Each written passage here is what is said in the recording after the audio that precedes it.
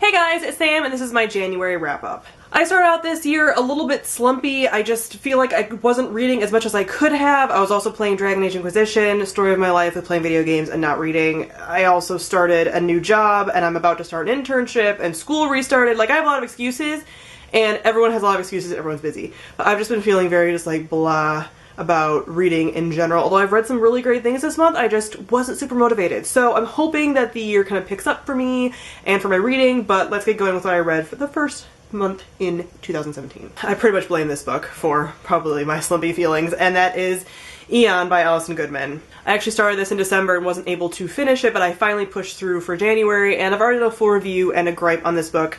I was not a fan. It's supposed to be about a girl who is trained to become a Dragoneye, which is kind of like this spiritual leader, but also like a fighter, but very kind of magical, blah blah blah.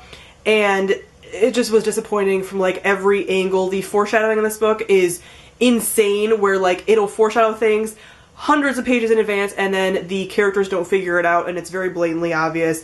And there's some really cool stuff with gender and gender expression, and there's a really great trans character, and there's a lot of stuff with that that's really cool, but that's the only good thing about this book, really. I felt like even the descriptions were overly done, which is what added to the just very slow pace of the story in a lot of ways. It took a while to get into stuff, and then sometimes it would start and stop kind of and slow down a lot. It's just, there's a lot going on with this, and I know that a lot of people really love this series when they read it, and people even say that the second book is better.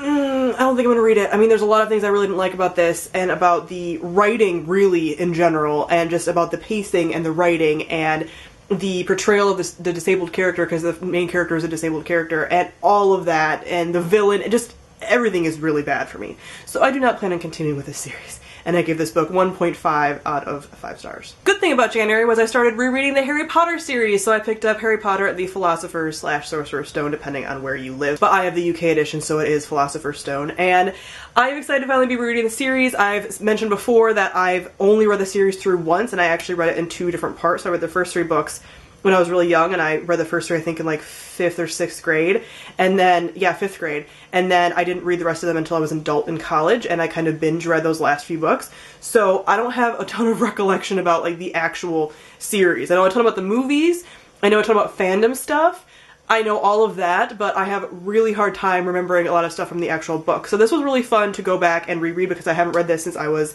like I said, in 5th grade, which was a very long time ago. And I didn't remember a ton of stuff. There's just little things I didn't remember. I didn't remember how much, like, Harry is such, like, a sweet little angel in this book. And just so sweet. And I didn't remember how annoyed everyone was with Hermione.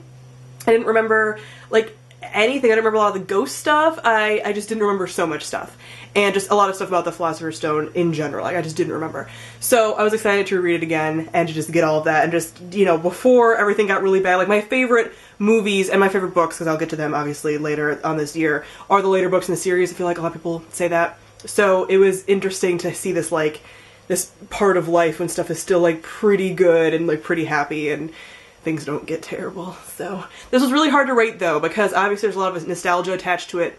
There's a lot of just, like, yeah, just nostalgia. Like, how do you rate something that was such a huge part of your childhood and just fandom life and the start of so many things? But I ultimately gave this one 4 out of 5 stars. I don't think it's the perfect book. I don't think that I would even necessarily rate it as highly if it wasn't Harry Potter. It's still really good. It's a really good middle grade story, and I really enjoyed it. I'm looking forward to the rest of the series and getting back into the series and everything, but it's not like the end all be all as a book standing on its own.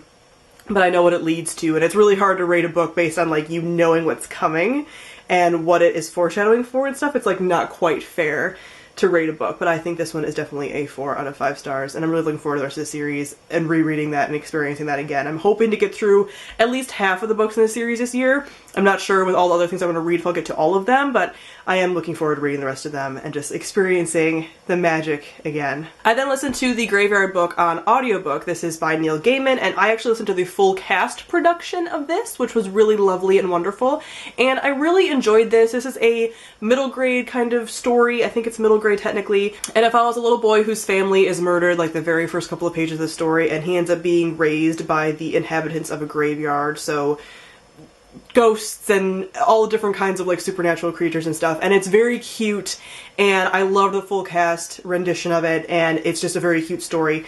It does feel very episodic because you'll have all these little kind of episodes and weird things that are happening to him and how he's growing up and how he's learning throughout the story. Like each chapter is a different thing, and they all do kind of culminate and lead up to the ending and are important for the ending and stuff, but I did feel like I liked the beginning half more than the last half, and I found a lot of things about the ending kind of unsatisfying.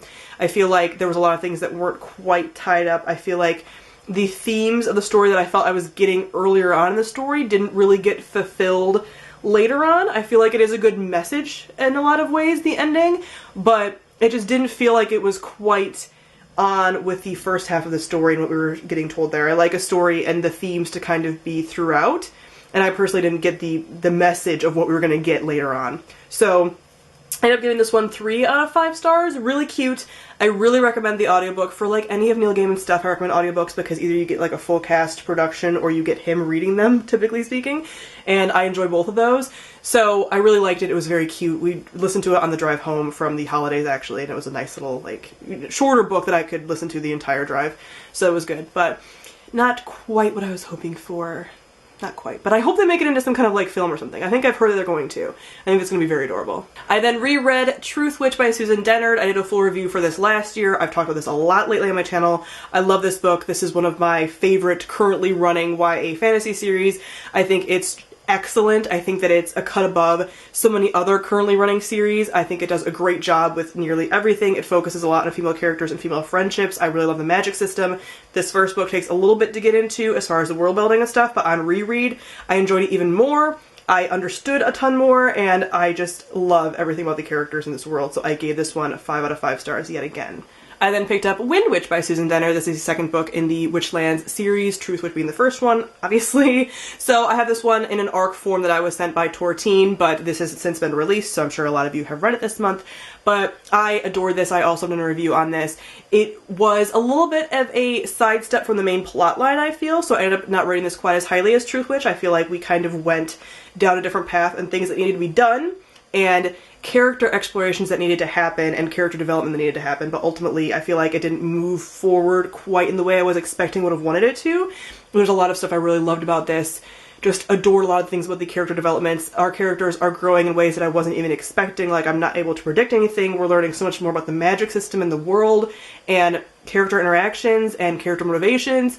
There is just a strong sense of like lady power in this series and lady friendships, and how there's not really any female competition in here.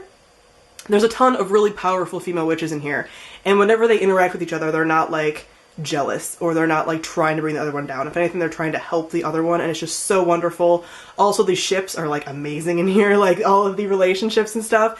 There is a lesbian princess in here, which is awesome. There is a trans male character that pops up in here, which is an awesome character I'm looking forward to seeing more about, and I just adore this series and everything that it does, especially because it's just about like lady friendships and how powerful they are and how necessary and wonderful they are. So I adore it. I gave this one 4 out of 5 stars. I'm looking forward to the rest of the series immensely. The third book has already been announced as Blood Witch, and I am like so excited. I'm so excited. I can't even talk about it. And the last book that I read this month was Deathless by Catherine M. Valente. This is an adult fantasy story. It's almost like a historical fantasy, but not quite. It follows a girl who's growing up in Russia right around World War II, but it doesn't really focus a ton on that kind of war aspect, but it focuses more on this fantastical element. And you know what? Try as I might, this book is nearly impossible to have a synopsis for.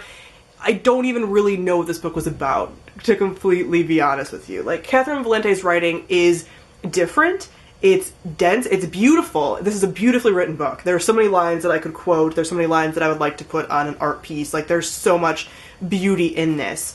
But her writing is so out there in a lot of ways and just weird. It works for this because this story weaves in a lot of Russian folklore, and if you guys know anything about Russian folklore, like, it's really weird.